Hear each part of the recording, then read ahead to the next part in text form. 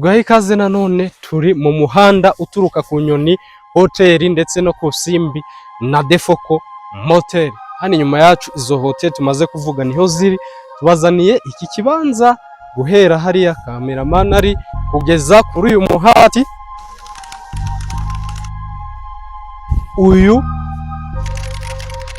Kugeza kuri uyu muhati mubona kuzamuka kugera kuri iriya voka ugatambika hepfo y'urubingo mureba.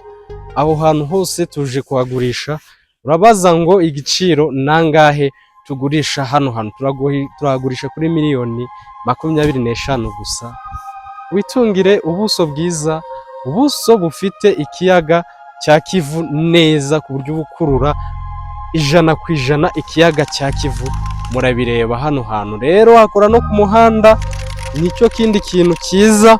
Muhanda ugiye gukorwa vuba cyane. Murabona kara kazimba kari hakurya ubugakurura neza. Hepfo yacu gato hari za La Palme, hari amahoteli meza agezweho ndetse no ahitwa kwa Erika Pub hose murahazi. Hano hantu rero kuhagura waba usevinze amafaranga, kuko hano hagiye guca kaburimbo. Ni hakurya cyangwa hakuno y'ibikorwa remezo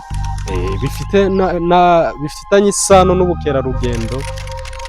Urumva rero hano nawe uhazanye ukashyira ibyumba 3 na salo cyangwa bino ugakubitamo agaparikingi, ukahagera resort cyangwa ukahashyira apartment, nabwo wahomba.